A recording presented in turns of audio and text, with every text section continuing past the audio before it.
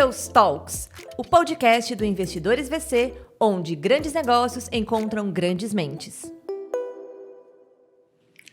Olá pessoal, sejam muito bem-vindos ao Big Deals Talks, o podcast onde a gente traz grandes empreendedores, grandes empresários, grandes investidores para falar sobre Big Deals da vida deles. Meu nome é Muripinho, eu sou fundador do Investidores VC e eu tenho aqui comigo um convidado que entende tudo de Customer Experience, CX. Mas para a gente começar isso aqui, antes de apresentar ele, que trem é esse, CX, Customer Experience? Se você pudesse fazer um wrap-up para fazer toda a linha do tempo, o que é esse trem? Legal, Muri. Obrigado pelo convite. E experiência do cliente, cara, é uma forma, né, de gestão que as empresas criaram e que tem transformado o mundo, literalmente, né? No passado, a gente tinha várias óticas de olhar um negócio. E muitas delas eram pautadas por uma tecnologia, por um produto, às vezes por uma questão geográfica. Mas o foco no cliente ele se tornou um mantra muito positivo na forma de conduzir os negócios nos últimos 10, 15 anos.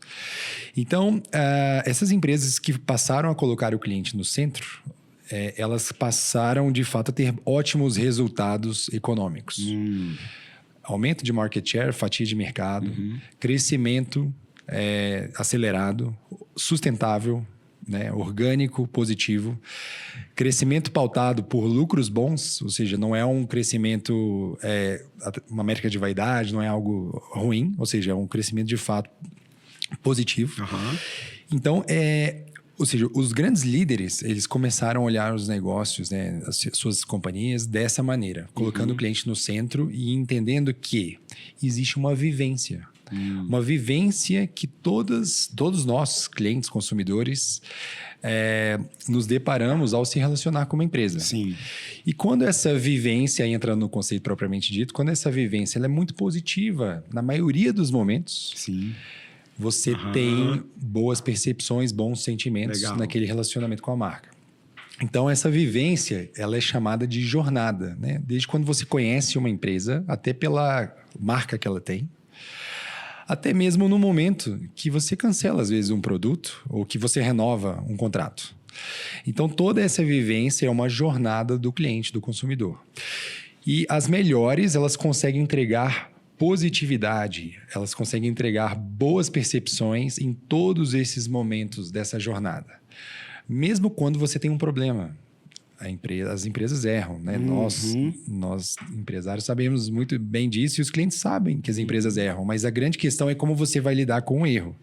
Então, quando você tem essa boa gestão para entregar boas percepções dentro dessa vivência, isso é experiência. Você vai criando, de fato, momentos positivos. E em todos os momentos, né, nós estamos comunicando uma promessa, entregando uma promessa e reforçando uma promessa aos nossos clientes. E quando você comunica, você gera uma expectativa. Então, quando você comunica, está gerando uma expectativa. Aí você vai ter que entregar dentro dessa expectativa. E depois, você tem que reforçar, depois que o cliente está numa vivência de fato ongoing, está vivendo ali com a empresa, você tem que reforçar sempre essa promessa, atendendo às expectativas que você anunciou lá no início. Perfeito. Então, a partir disso, essa comunicação, entrega e reforço da promessa, ela está muito alinhada às expectativas geradas nos primeiros momentos dessa vivência. Então, quando essa expectativa ela é atendida, você está ok, está super legal e as coisas funcionam bem. Muitas vezes ela não é atendida. Aí você tem pontos de dor, pain points, né? Pontos de dor que você precisa corrigir. E isso já começa a ser a ciência da gestão da experiência do cliente. E quando você supera as expectativas, golaço. Aí você conseguiu, de fato, ir além do óbvio, fazer um extra mile, né? E ir além da milha, como os americanos lá falam, no seguinte sentido, né? De, olha, você já atendeu, mas você pensou em tantos detalhes, você pensou em em entregar tantas boas percepções que até mesmo superou o óbvio, você foi além. Então, isso faz com que você tenha um reflexo positivo em lealdade do cliente, ou seja, ele recompra e ele reconhece a sua empresa como uma boa referência para se relacionar. ele tem reflexo também na recomendação. Então, nós nos relacionamos com outras pessoas e pode ser uma experiência empresa com empresa, B2B ou B2C, empresa com consumidor, não importa, e também relacionamentos humanos, familiares, amigos, parceiros, empresários, outros clientes. E as recomendações, elas representam uma realidade do nosso dia a dia. E dentro de uma arquitetura de escolhas na economia comportamental, falando um pouco mais a fundo desse tema, o que acontece? As recomendações possuem um peso muito mais relevante numa tomada de decisão do que qualquer outro tipo de influência. Pode ser uma propaganda, um marketing, outro tipo de comunicação. As recomendações, quando eu te recomendo uma empresa... É muito forte. É muito forte. Então, o reflexo de ter uma boa experiência é que você, no ápice, você vai ter clientes recomendando aquela experiência aos seus amigos, aos seus familiares. Então, significa que você cumpriu com a meta. Significa que você... quando todos os seus clientes estão recomendando aos seus amigos familiares, você está atendendo e superando as expectativas em todos os momentos, né? Então, isso gera uma máquina de crescimento, boca a boca positivo, fantástica. E tem várias estatísticas demonstrando que os clientes recomendados, eles possuem um valor vitalício muito maior, né? Um lifetime value muito maior. E você reduz também o seu custo de aquisição. Você não investe tanto em marketing, não precisa investir tanto em marketing e vendas, porque sua marca é muito bem falada e os clientes chegam espontaneamente, seu tempo de aquisição de clientes ele é reduzido e vários outros benefícios. Então, a experiência do cliente é um pouquinho disso tudo aí. Pegou essa aula? Pegou esse corte? Se você está ouvindo esse podcast, esse início não é um corte não, tá? Isso aqui é uma aula para você que começou a escutar a gente, uma aula de Tomás Duarte, meu camarada, CEO e fundador da Track.co. Eu conheço há muito tempo, há muitos anos, tá? Mas ele já impactou mais de 200 milhões de consumidores através das soluções da Track em ajudar mais de 1.500 marcas em 10 países. Tem muita história pra gente contar sobre CX, como é que isso tudo começou, como que a Track se tornou essa referência, como que ele também conseguiu certificações na Harvard, na Disney, nesse tema, e também tem livro escrito, etc. Cara, é uma honra estar recebendo você aqui, um grande amigo de início de jornada lá atrás, de primeiros dias de AB Startups, de dinossauros do ecossistema. A gente já estava tentando ter esse papo há muito tempo. Muito obrigado por estar aqui. É sempre uma aula ouvir você falar de Customer Experience. Bem-vindo ao podcast, agora sim, devidamente apresentado. Obrigado, cara, uma honra imensa, estava super ansioso para estar aqui. Obrigado ao time que está apoiando aqui também e acompanho, inclusive no meu carro, ouvindo no Spotify. Maneiro. Deixa eu te fazer uma pergunta. Durante muito tempo, e eu fiz publicidade e marketing na SPM, não sei o quê, aí tinha muito essa coisa de o cliente no centro do processo, etc. Sim. E tal. O foco no cliente, por aí vai. E aí você teve todos os marqueteiros tradicionais, Philip Kotler, etc. E em algum momento, o mundo de design thinking, o mundo de pesquisa e satisfação, o mundo de experiência, o mundo do marketing foi se juntando. Teve alguém, ou alguém foi uma referência, ou uma marca que quando fez, foi tipo assim, a Ford no Fordismo. Que aí todo mundo falou, nossa, a partir de agora tem que ser Fordismo. Teve alguém que fez isso pro CX, que as pessoas falaram aí, peraí, o que esses caras inventaram aí? Que aí começou a virar um tema, um eixo, né, principal no estudo de crescimento dos negócios. Legal. Veja bem, existem empresários que são, que eu digo, customer-centric heroes, né? Os heróis da experiência do cliente, cara, há 100 anos. Né? Vamos falar do Walt Disney aqui, um exemplo clássico. Pô, ele pensava em vestir os sapatos dos clientes, em navegar ali, vivenciar o parque para ver quais seriam as percepções dos clientes e por aí vai. Assim, exemplos, tá? Mas com o avanço da tecnologia, a experiência do cliente foi ficando mais refinada. Né? Na década de 80, nós tivemos as primeiras formas digitais, vamos dizer assim, de documentação de dados de clientes em larga escala, assim, de uma maneira relevante. Nasceram os primeiros contact centers de larga escala, Isso já existia há bastante tempo, mas nasceram os primeiros CRMs, né, 80, 90, isso começou a se tornar uma ciência na gestão de relacionamento com o consumidor, né? Então, algumas empresas foram, ou seja, a cultura já era perpetuava em alguns cenários. Sim. Exemplo da Disney. Por outro lado, as empresas foram evoluindo essa gestão tecnológica e a tecnologia tem um fator super preponderante nesse quesito, porque a experiência do cliente eu divido ela entre gestão, tecnologia / inovação e comportamento do cliente. E a tecnologia ela sempre ancora alterações e evoluções na gestão e também que vão influenciar no comportamento do cliente. Então, nos anos 90, a gente teve os primeiros CRMs e isso foi uma forma de refinar essa gestão. E com o avanço lá nos anos 2000, a gente foi percebendo também outras tecnologias como de helpdesks e as plataformas de CXM, né, para fazer a gestão de dados de sentimento e percepção do cliente começaram a se tornar mais populares também. Quando a gente fala de 2006 até 2011, nós tivemos, na minha visão, 2 livros que foram criados por um autor que, de fato, mudou a forma de pensar, eu acredito, que é o Fred Heitfeld. Né? Uau! Ele é o criador do NPS, que foi uma grande referência para fazer métricas de experiência do cliente. Esse termo NPS ele se tornou consagrado na mesa dos maiores executivos do mundo até hoje, atualmente. Sim, né? muito forte. Exatamente. O livro foi um best-seller no mundo corporativo. E esse indicador hoje ele está, enfim, nos maiores bancos do mundo, nas maiores empresas de telecom, nas maiores indústrias, em todos os momentos, né? Sendo, inclusive, as empresas estão remunerando as equipes pautadas por esse indicador também. Né? Então, o que acontece? Lá em 2006, 2011, ele publicou uma primeira edição do livro, em 2011 ele publicou uma segunda, e algumas empresas começaram a adotar esse modelo, né, de ouvir a voz do cliente através de pesquisas mais digitais, ou seja, depois do CRM, nós tivemos as plataformas de CXM, e isso começou a se tornar de fato mais popular, e aí veio de fato uma era, né, totalmente pautada por métricas de experiência do cliente, que é uma porta de entrada muito louvável para quem começa a trabalhar com a experiência do cliente, pensando na experiência do cliente. Tomás, eu nunca soube sobre esse assunto, eu nunca ouvi falar sobre CX, o que normalmente eu faço para começar? Aí eu te falo. É muito importante que você entenda a sua jornada do cliente, ou seja, um mapeamento de jornada, e tenha constatações sobre indicadores de experiência do consumidor. E o NPS acaba sendo o top of mind, né? Sim.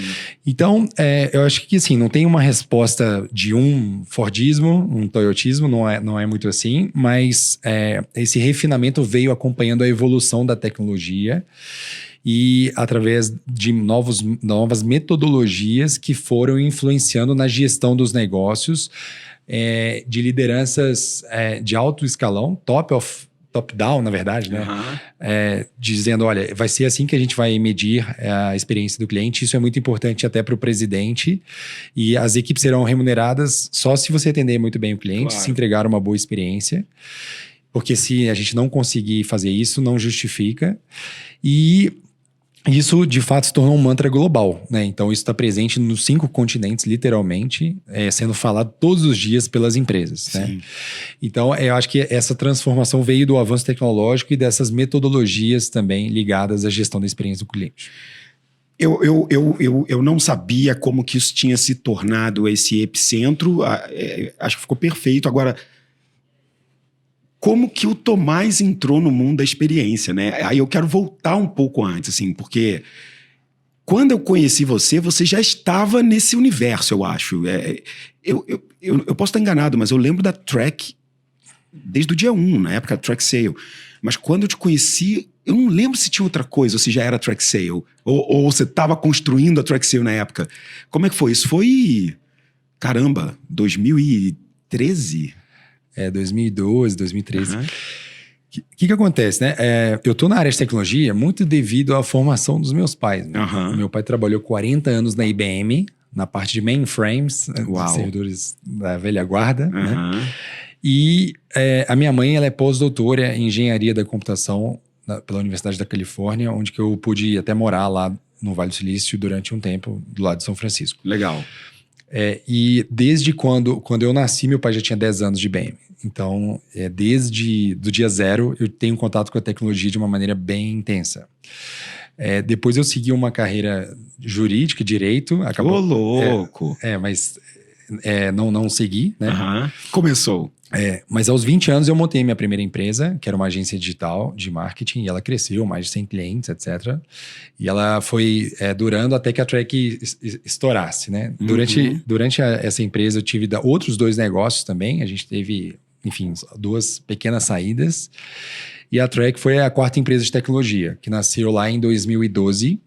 E na época eu estava conversando com alguns amigos, inclusive com você, no qual eu tinha uma visão de escalabilidade. Cara, eu quero criar um software as a service, SaaS, e ter escala, porque a agência era legal, mas todo dia eu ia, cara, não aguento mais fazer um serviço super on demand, que não é útil para muita gente.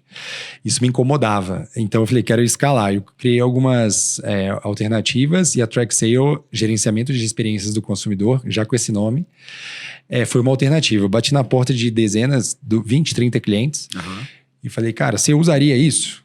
Ele falou, pô, eu acho legal, vamos usar tal. Aí você pagaria por isso? Aí, a validação mesmo, one-on-one ali. Aí nisso, a gente começou a participar de alguns eventos de startups com esse nome, TrackSale, criamos um site, etc. Fomos evoluindo.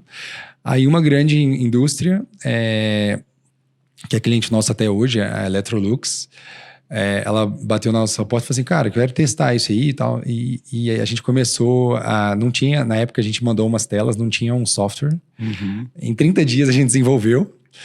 E a gente mandamos para eles mandaram umas correções e hoje operam conosco 7 marcas em 10 países. Nossa, 10 anos depois, a gente fez uma festinha. O primeiro big customer que exigiu transformar o que era consultivo moldado em produto, tá até hoje. Exatamente. E hoje, enfim, a gente atende muito esse público enterprise, large enterprise, são grandes companhias, mas, inclusive, foi toda a minha escola de empreendedorismo nesse sentido.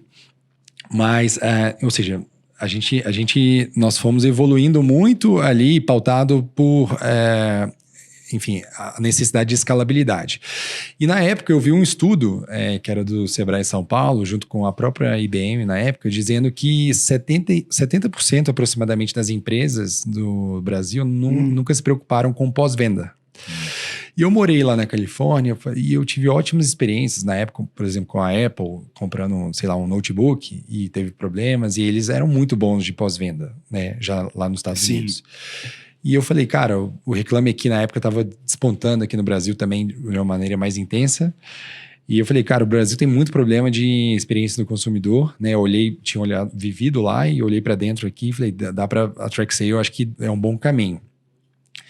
E quando a gente começou, é uma curiosidade, quando a gente começou eu não sabia o que era NPS, né?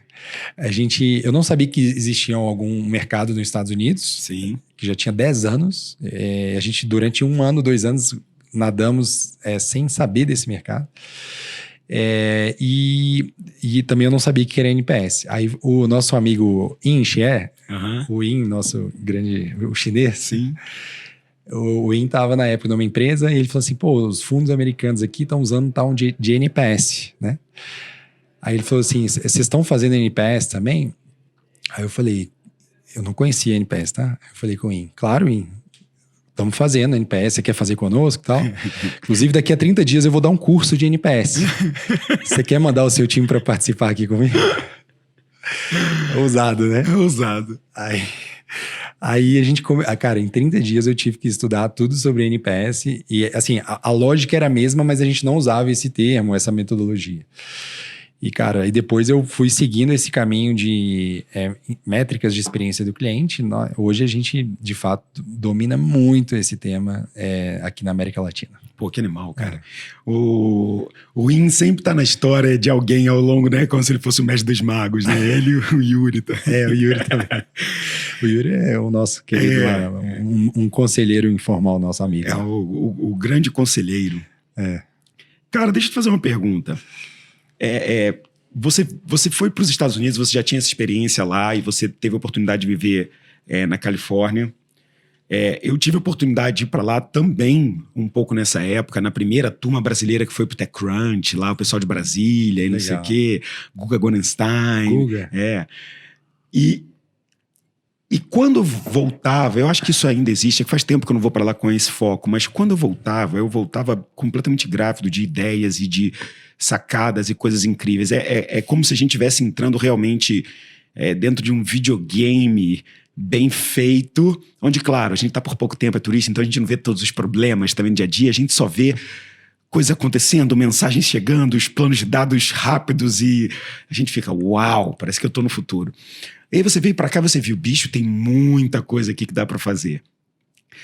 Eu ia te perguntar mais sobre isso. Quais são as particularidades que a gente vê no Brasil versus o mercado global de satisfação e experiência desse cliente?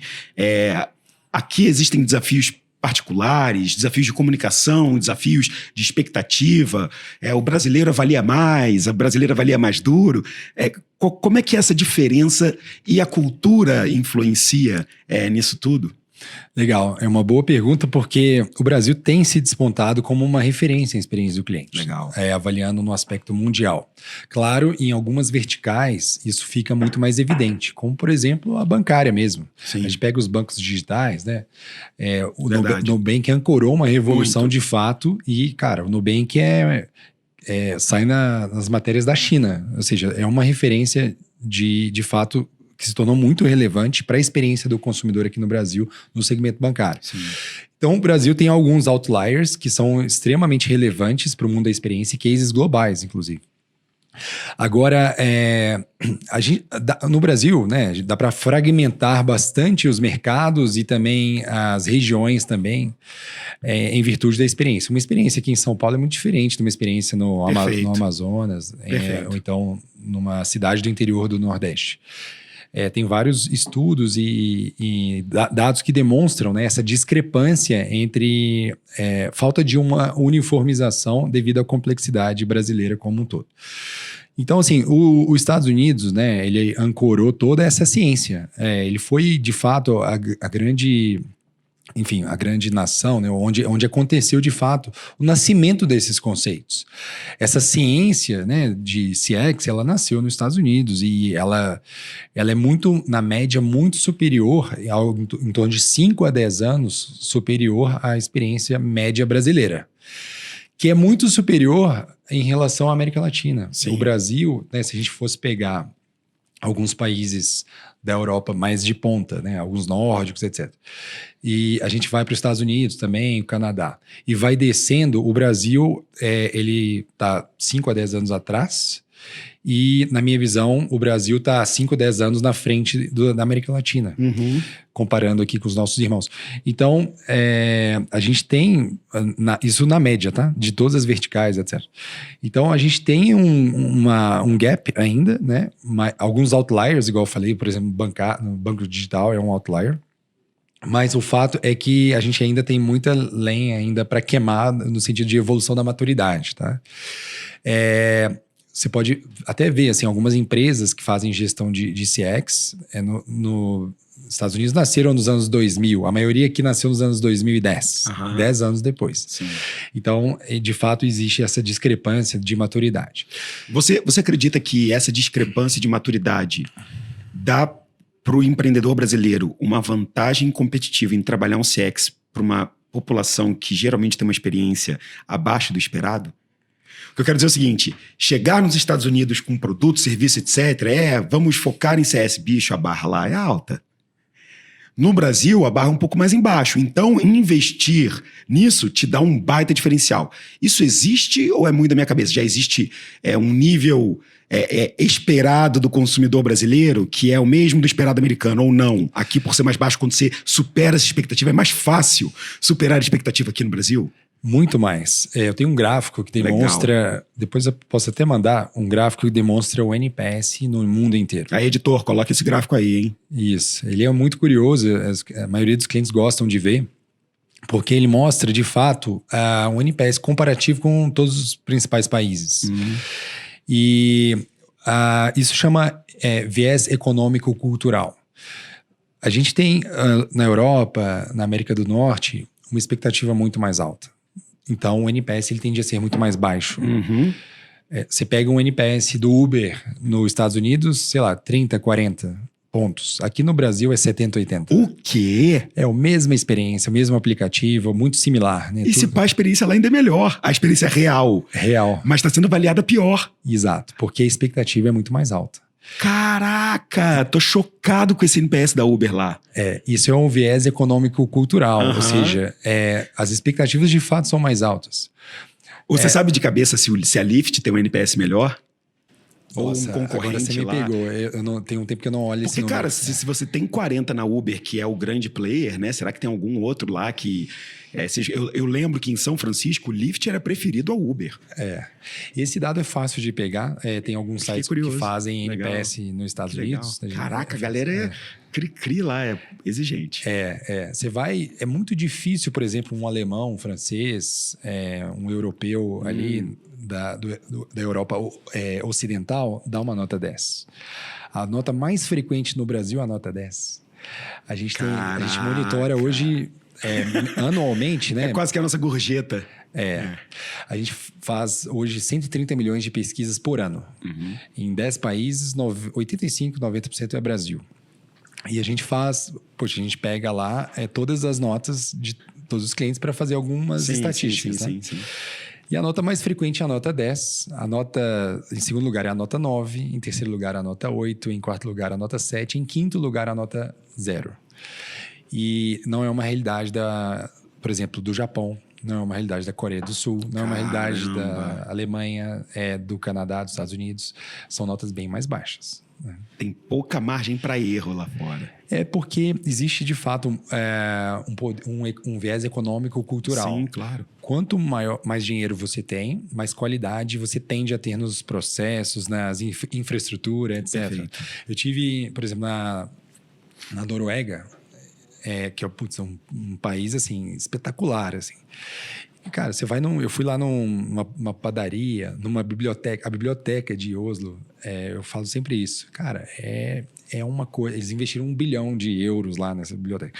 Você vai no banheiro, tem design nórdico, sueco, assim, em tudo. E isso é uma biblioteca pública. Uau. Então, quando o cara chega aqui no Brasil, né, comparando um viés econômico-cultural, ele chega no Brasil, cara, nosso gap é de 50, 100 anos, talvez. Caramba. Então, de fato, a expectativa dele é muito mais alta, né, em relação à nossa. A gente não tem. Pandemia mudou a relação das empresas com o CX, mudou a relação das pessoas com produtos, levando em consideração que esse comportamento foi cada vez mais digitalizado, que as experiências estão cada vez mobile, que você falou que a tecnologia teve um impacto muito grande no CX. Você viu um ponto de inflexão, tanto em receita, faturamento, M&As, ou marcas demandantes, ou clientes mudando suas opiniões? Legal. É difícil a gente generalizar, porque cada mercado tem sua peculiaridade. A gente atende indústria, a gente atende bancos, seguros, hospitais. Só de hospitais são 200 que a gente atende atualmente. Né? Então, mas enfim, falando de um overview mais generalista, a digitalização, o avanço da digitalização foi essencial. O Brasil é o grande case da Meta para o WhatsApp. São 180 milhões de usuários que acessam a internet todos os dias no Brasil e desses 180 milhões, 99% da população acessa o WhatsApp. Então, a digitalização no Brasil é um grande case em todos os aspectos. Né? E essa digitalização, ela ajuda em um ponto essencial dentro da experiência do cliente, que é a redução da fricção, do atrito. Claro, se ela é bem feita, você consegue ter atendimentos muito melhores, mais assertivos, mais rápidos. Se você tem processos que são tipicamente de atrito, né, que geram atrito, como, por exemplo, eu preciso pegar uma segunda via de uma conta bancária. Cara, se você não conseguir fazer isso em 2 cliques... Perfeito. Isso vai ser um problema. Perfeito. Então, a digitalização permite a redução dos pontos de dor. Perfeito. E, nesse ponto de vista, né, uma pandemia que gerou essa alavanca de digitalização, ela foi muito positiva para esses aspectos.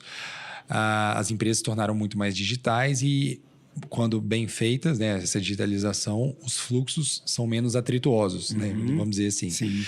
E chega uma hora, né, quando a gente fala de experiência frictionless, experiência sem atrito, é um bom caminho que as empresas devem seguir, Sim. né? Para fazer o básico bem feito, inclusive, tem até um indicador chamado Índice de Esforço do Cliente, Customer Effort Score. Pô, isso é legal, hein? O índice de esforço do cliente é o CES, né? Customer Effort Score. Existe uma correlação da redução do esforço com o aumento do NPS. Ou seja, se você reduz o índice de esforço, você tende a aumentar a lealdade do cliente. Como é que você mede CES? Parênteses da explicação. Você pergunta o quanto foi fácil resolver um problema. Numa escala de 1 a 5, normalmente. Que maneiro! É bem simples, né? E esse artigo nasceu através de um autor chamado Matt Dixon. Ele escreveu um artigo na Harvard Business Review dizendo: Stop trying to delight your customers. Pare de tentar encantar os seus clientes e vá direto reduzir o atrito para tornar a experiência dele um básico bem feito, sem problemas, e que vai dar tudo bem, né? Você vai melhorar o seu NPS em virtude disso. Ele escreveu um livro depois chamado Effortless Experience, a experiência sem atrito. Que tem a ver também com aquele outro livro, Don't Make Me Think. Isso. Né? Que fala sobre isso, né? Você carregar esse usuário para uma experiência de condução, né? De pouco esforço. Exato. Então, a experiência frictionless ela é super importante hoje. Todo mundo deveria olhar para isso. E chega um momento que tem um nível acima ainda. A experiência seamless, a experiência imperceptível. Que você vive a experiência tão fluida que você, às vezes, nem lembra que você... Não sei se você já comprou no Mercado Livre... esqueceu e chegou um produto na sua casa que você nem lembra. Ai, que delícia, eu adoro a sensação. Isso é seamless. Ou seja, você com 2 cliques aperta 2 botões. Cara, tá faltando o quê? Parafuso, café, alguma coisa. Você lembra isso, galera? Eu vou falar um negócio aqui para vocês, tá? Isso deve ter 10 anos, porque isso, a gente tá em 2024. Em 2014, eu já tava lá no Vale, e eu nunca vou me esquecer, isso tem 10 anos. Que eles criaram um negócio chamado Amazon Dash Button. Lembro. Que era um botão da Amazon pela marca do produto que você pedia com recorrência. Veja, isso tem mais de 10 anos, tá? Você tinha um sabão em pó? Tinha. E aí era o seguinte, quais são os produtos que você sempre compra? Aí você tá lá na Amazon pedindo, ele bicho. Você tá pedindo sabão em pó, papel higiênico toda semana, você tá pedindo coisa... Eu tô te mandando um botãozinho de sabão em pó. Toda vez que você apertar ele, eu mando um novo pra sua casa. Aí eu falei, isso tá de sacanagem, isso é mentira. Aí eu falei, beleza. Peguei o botão, cadastrei o códigozinho serial dele. Ela falou, botão conectado, eu botei do lado da máquina. Quando começou a acabar, eu apertei o botão. Dia seguinte, estava na porta da minha casa. Porque lá nos Estados Unidos, os entregadores botam na sua porta. Exato. E eu morava dentro de um apartamento do 3º andar. Estava na porta do apartamento do 3º andar, porque o cara do building, né, levou para lá. Um botão e chegou no dia seguinte. Isso é seamless assim. Sim, total. Uau. Só o próximo avanço seria ele falar, detectei que o seu sabão foi acabando, mandei. Mas essa é a tendência.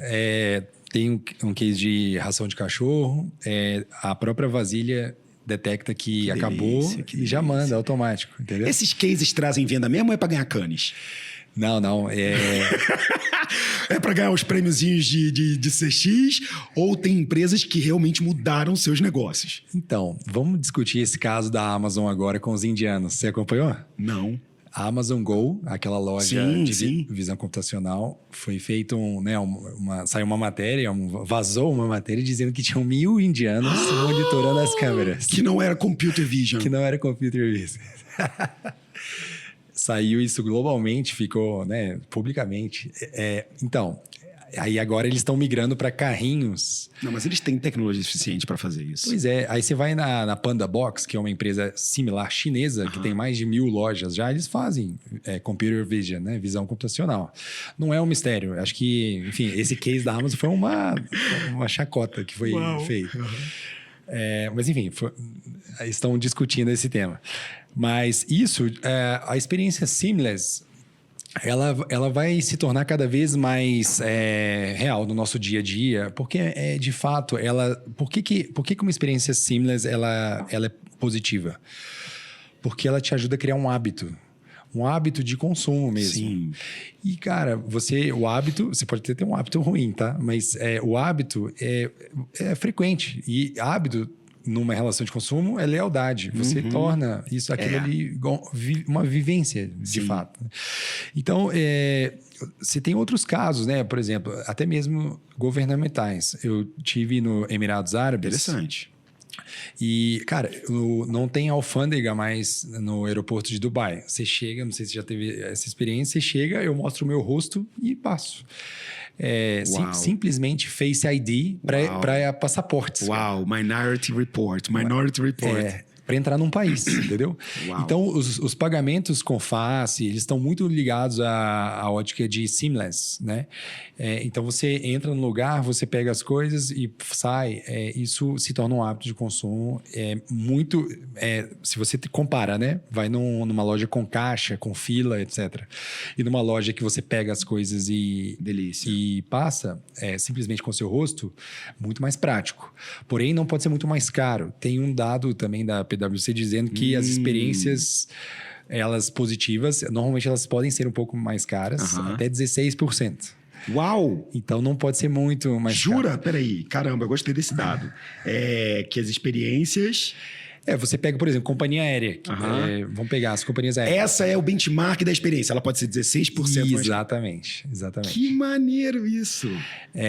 Você pode ter uma margem melhor, porque a pessoa, ela na hora de tomar uma decisão, ela está acostumada com aquela vivência positiva. Cara, não vou passar perrengue ali por causa de R$100. Claro. Vou para o melhor. Caraca, que maneiro isso. Deixa eu te fazer uma pergunta aqui que me veio enquanto você estava falando. Na verdade é o seguinte, eu vou começar a fazer algumas perguntas direcionadas sobre o CX na prática, no dia a dia dos empreendedores. Agora, como que a gente, founders, executivos que estão escutando aqui, começam a colocar isso na prática. Mas antes eu quero aproveitar que a gente está entrando para o nosso terceiro bloco aqui para fazer uma pequena pausa para te entregar um presentinho do nosso time aqui. Opa, que isso. Surpresinha. Surpresinha.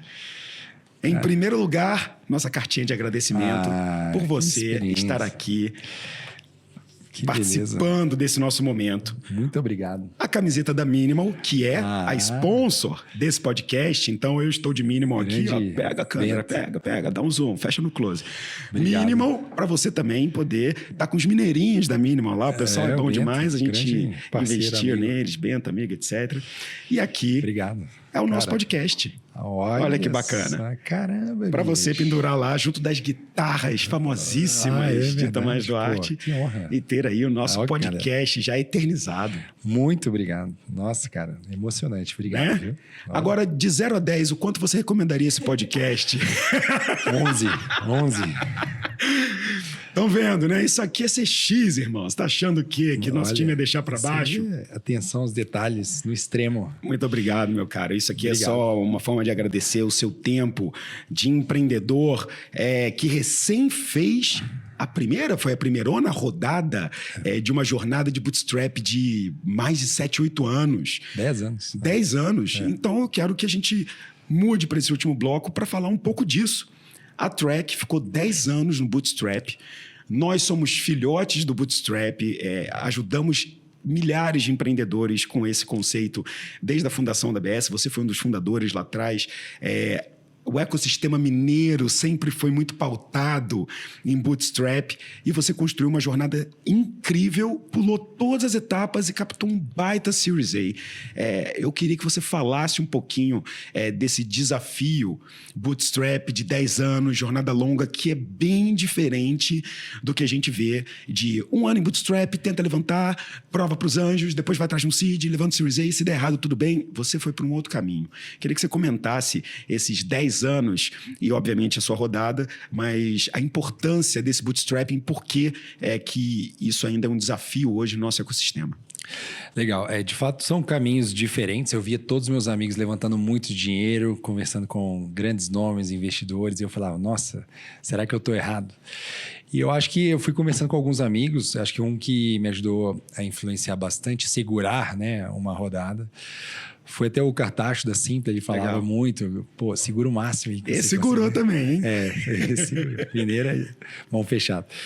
Mas o que acontece, né? Eu acho que nós fizemos um bom trabalho de evolução enfim, da companhia, dentro de um timing também muito favorável, né? A gente entrou numa era, igual eu mencionei a história de CX, a gente entrou numa era que essa profissionalização dessa gestão de experiência do cliente também estava num timing muito favorável.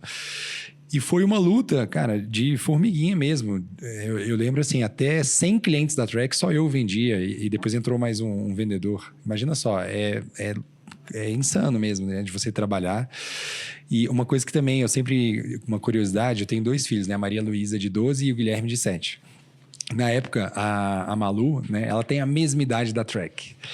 Eu acho que a Malu né, foi um gatilho. Sim, total. Um gatilho para fazer o negócio acontecer também, né? Eu sempre falo isso.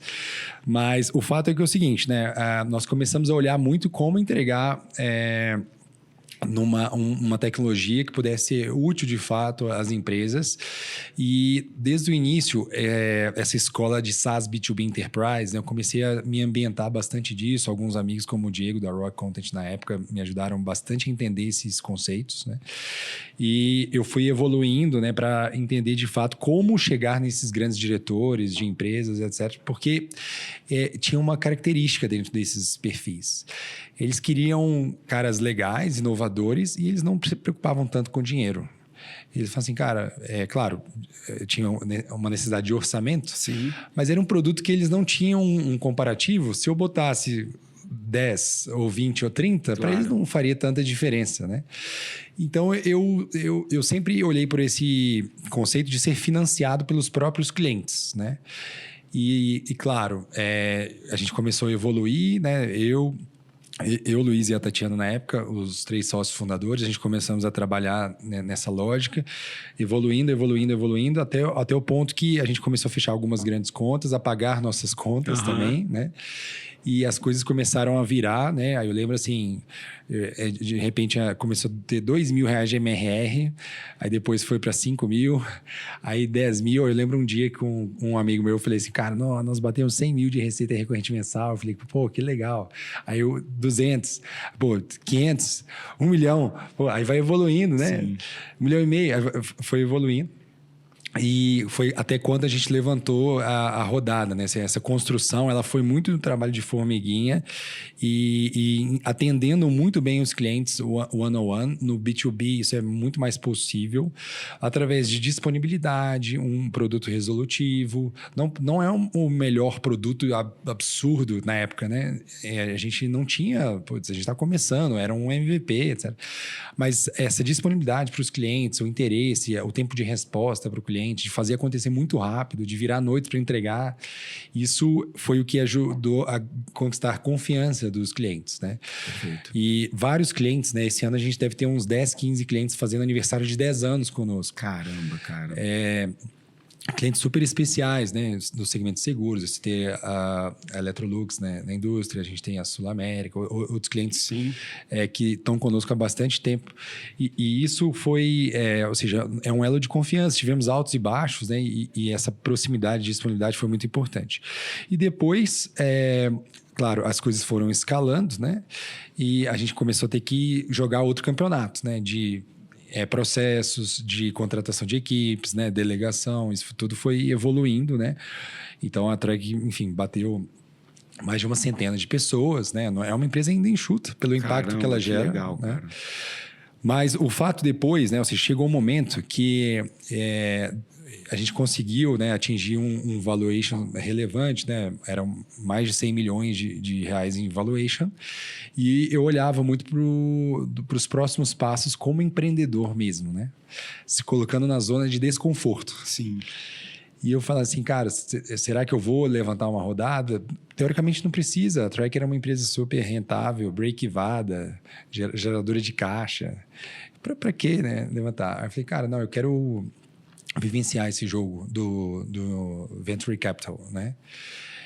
Aí a gente começou a levantar e nesse meio do caminho surgiu uma oportunidade com um fundo que ele falou assim, cara, por que vocês não compram uma empresa antes, E a gente fez esse movimento, né? Nós compramos a HFocus em 2022.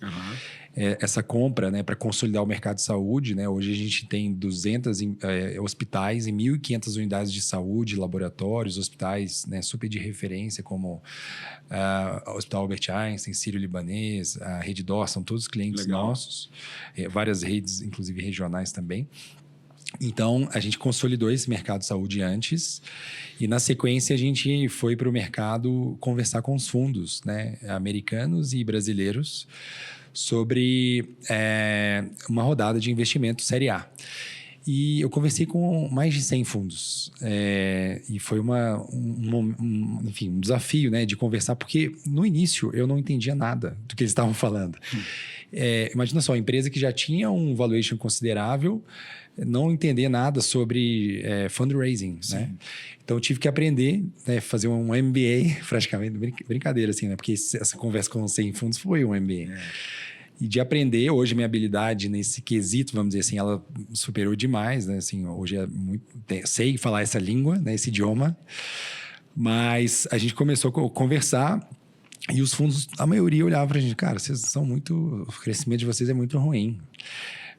Crescimento, cara? Não, Mentira. Assim, não, tem alguns amigos clássicos de fundos clássicos, assim, essa empresa não cresce o suficiente, ela vai morrer. Tá maluco, bicho? Na época, a gente tem um CAGR de 39% nos últimos 10 anos. De onde é que estava vindo isso, essa afirmação? Então, porque a gente vivia um outro mundo, que era o mundo pré-crise agora de 2022, 2023, dos juros. Que de fato os valuations caíram absurdamente e eles começaram a dar muito valor para as empresas rentáveis, que não tinham cash burn. Exato. Só que a vida inteira foi assim. A gente sempre... Eu nunca gastei um centavo a mais do que eu não conseguia receber. Então eu olhava muito assim, cara... fechamos um cliente novo, agora eu posso contratar tal coisa. Exatamente. 20 pau de MRR, vou gastar aqui 2 mil em anúncio, vou contratar um dev e um vendedor. Sempre fui assim, botou um cliente, contrato, botou um cliente, contrato. E aí eles olhavam para os nossos números, eram muito ruins. Por isso que eu demorei muito tempo para fazer captação. Assim, foram 1 ano e meio no processo até fechar, né? Então, isso foi, ou seja, um desafio, porque a gente estava numa era de empresas que tinham cash burn, às vezes, pre-revenue. Né? Sem faturar, já levantavam 100, 200 milhões e, cara, não tinha um dinheiro de cliente. E a gente era uma empresa saudável, rentável, mas eles viam a gente como algo ruim. Daí depois o jogo virou. Claro. Né? O jogo virou recentemente, né? 2 anos para cá, o jogo virou. Aí a gente se tornou uma empresa relevante de fato, né? Nesse sentido de ter tração e consistência, né? E o aprendizado de crescer com dinheiro externo agora? Porque isso é um aprendizado também, cara. Uma coisa eu conquisto cliente para crescer, eu vendo isso aqui, eu vou controlando esse caixa na ponta da unha, beleza. Agora você tem grana para construir algo muito maior. Agora, existe a expectativa de um investidor de multiplicar esse capital no valuation que ele colocou lá atrás. Exato. Então, como é que está esse aprendizado de usar grana muito mais do que você tinha gerado pela própria volumetria do negócio? Legal. Uma coisa importante que eu acho que foi uma falha de fazermos um M&A junto com uma rodada de investimento. Facinho. Eu não faria isso. São muitos focos diferentes e o empreendedor, né, de uma empresa do nosso porte, ele tem um protagonismo muito importante internamente. E quando isso consome muito tempo, né? Absorver uma empresa, fazer o M&A, levantar a rodada, conversar com 100 fundos, etc. E depois que você fecha aí já meses de papelada e de problemas, isso tira o foco, né? Isso tira o foco. Claro, é uma tese, mas tira o foco. Então, assim, faça uma coisa de cada vez. Né? Isso pra gente foi traumático mesmo. Foi muito ruim, assim, de ter... O Tomás ter focado muito nesses temas e ter saído um pouco da operação. Fez com que nós perdêssemos um pouco de tração. Então, na sequência, enfim, isso, né, é um aprendizado que eu recomendo que não faça.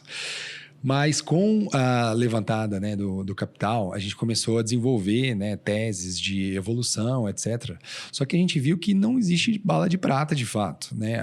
O crescimento SaaS B2B Enterprise, ele não muito... Lá no início foi até double, triple. Lá no início. Mas hoje, assim, cara, é consistência, é resiliência, é construção de marca, é presença, é agendas, é você estar ali todos os dias entregando aquele mesmo relacionamento one-on-one com o diretor da empresa que te contratou há 10 anos. Pô, eu não posso abandonar ele.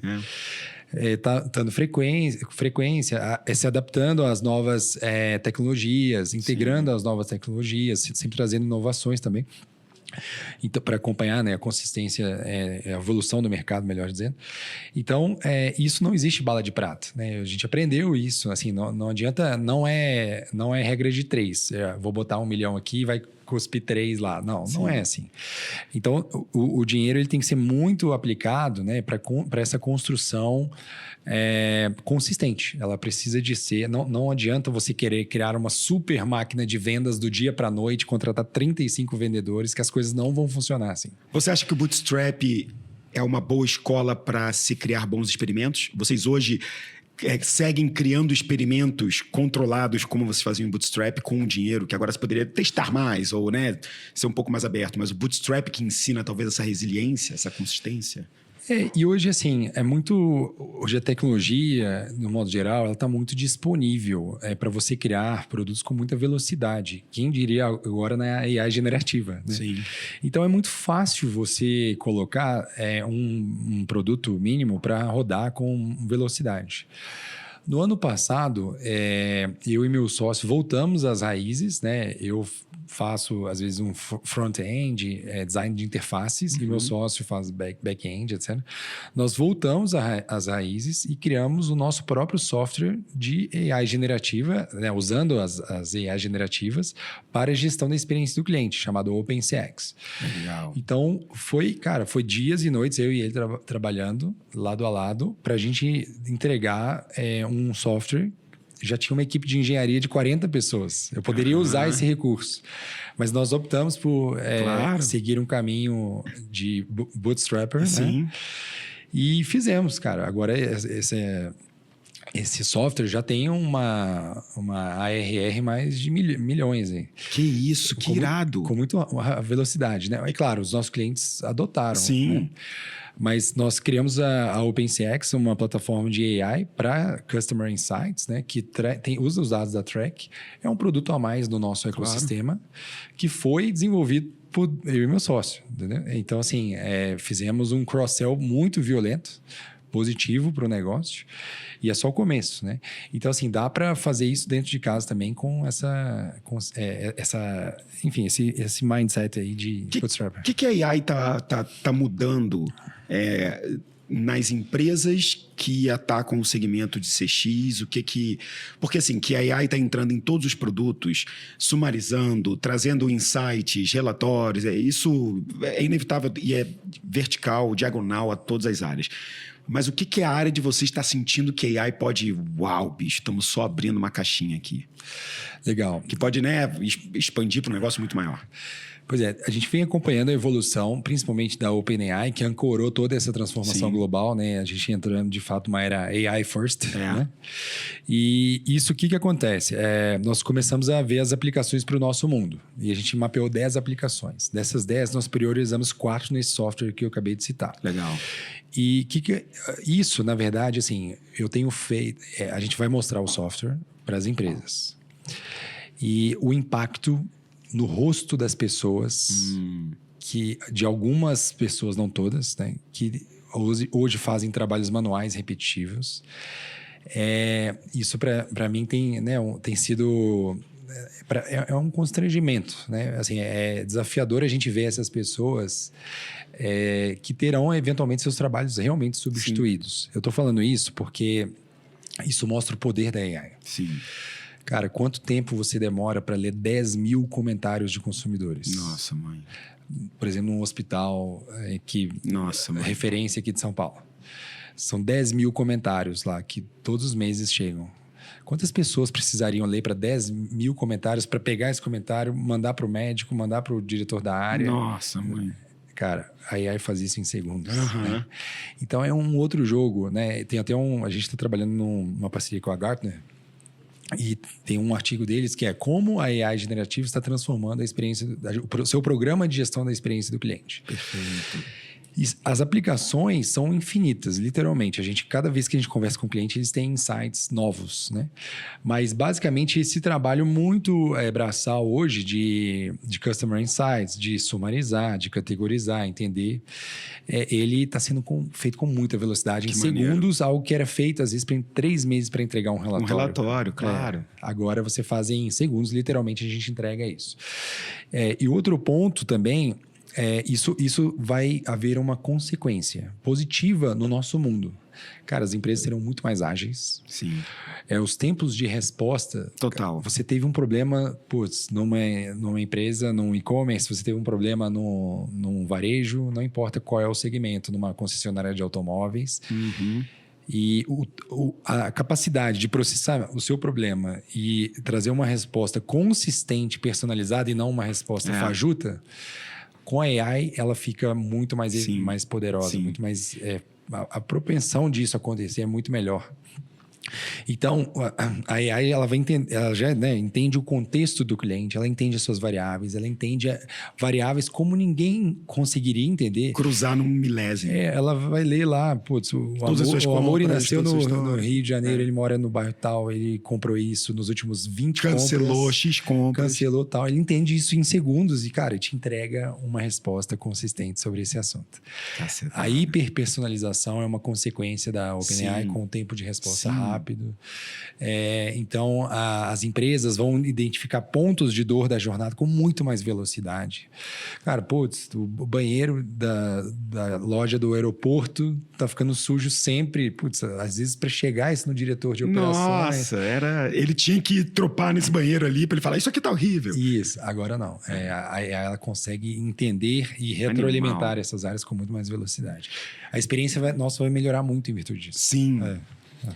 A nossa experiência vai melhorar muito em virtude disso e eu tenho certeza que você teve uma experiência promotora escutando esse podcast aqui, porque se a gente quisesse, ficava 2 horas conversando, mas o homem é ocupado, tem reunião hoje em dia o cara tem bot, essas coisas, empresa que capta grana alta assim, fica complexo.